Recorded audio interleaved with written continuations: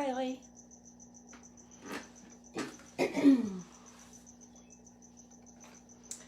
So today, hello everyone. Tuesday is the day that I read a story to the animals, and I like to do classics on Tuesday, and I'll read a more modern story to the animals on Thursday. I really like Rudyard Kipling's Just So stories. They are what we call origin stories, which means it's telling the beginning of something. And he wrote a bunch of them. He started telling them to his little daughter when she was about 5, 6 years old. And when he would start to tell the story, she would say, he has to tell it now just so, because if he got it wrong, she would correct him. Even if she had fallen asleep, she would wake up and tell him that nope, it had to be this way, so it has to be just so. So today I am going to be reading How the Whale Got Its Throat, by Rudyard Kipling, and we're reading it to our fish. This is Wish 1 and this is Wish 2. So they're both named Wish, but one is 1 and one is 2. And believe it or not, Wish 1, the really big one back here, that one was won by my granddaughter when she was on vacation way up the northern part of Wisconsin, and it drove all the way home in a car over about 8 hours, and then it came over here to live with me, and it is, it was just a little teeny tiny fish, and it's gotten very, very big. I keep saying the next step is going to go out into the pond, and because it is just a good one. I look at it, I think that they're going to get ready for storytelling. All right, so this is How the Whale Got His Throat by Rudyard Kipling. Okay, we'll read it to the fish. Long ago, whale could eat anything. And he did. Look at this, the whale eats everything.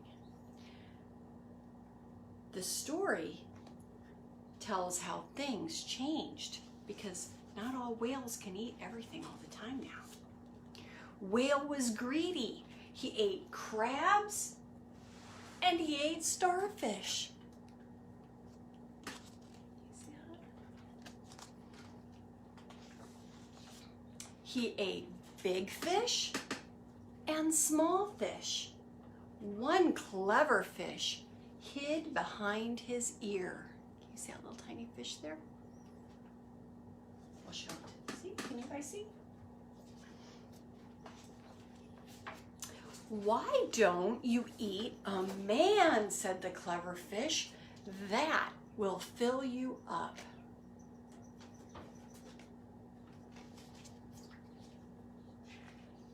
I think they just like fish food. Where can I get a man? Asked the whale. The clever fish showed him one on a raft.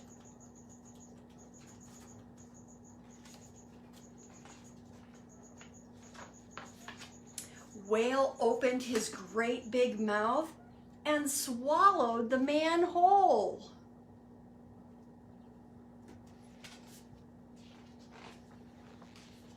Inside the whale's belly, the man jumped and bumped and thumped.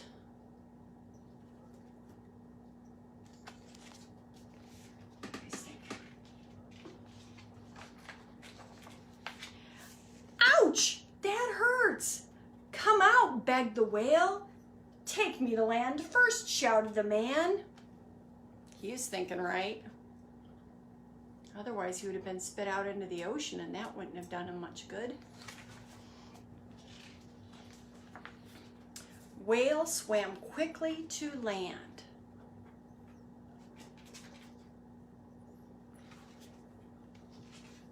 That one kind of looks like you. Inside whale, man cut up his raft to make a crisscross shape. Wonder what he's going to do with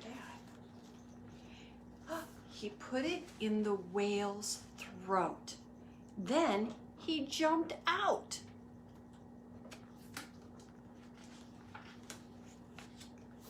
Now whale can only swallow tiny things. He can't be greedy anymore. And then here's some cool things about the whales in the back right there. So some whales, they do have teeth. Some whales do, and then some don't. And they have a filter system, and it's called baleen. And baleen is, oh gosh, we had some when I was working at the zoo, and it was probably about 5 feet tall, and it was about this wide, and it was like almost hairy on the edges. And inside of a whale, there would be a whole bunch of those. It almost kind of reminds me of those blinds, the vertical blinds. So they would be in there, and when the whale opens its mouth, it sucks in all of this water, and then all that little hairy stuff on the edges will catch the tiny krill and things that the whale would be able to eat, but then it's able to squish out then all of the water that it doesn't want. So it's a way of sucking in all of the stuff and then filtering out just what you want to eat and getting rid of all the extra water. So that's kind of neat. If you wanted to study about whales, you can look at ones that have baleen and then ones that have teeth. So that's all we're going to do today. If you are doing your little greenhouses made with the deli trays, make sure that you check them every day to make sure that they're not getting mold built up onto your seeds or anything, and check to see if the seeds are getting plump, and you'll be able to watch to see if it's starting to break open, and you'll be able to see if the little root is coming out. Tomorrow we're going to talk a little bit more about what you can do in your yard to follow a story.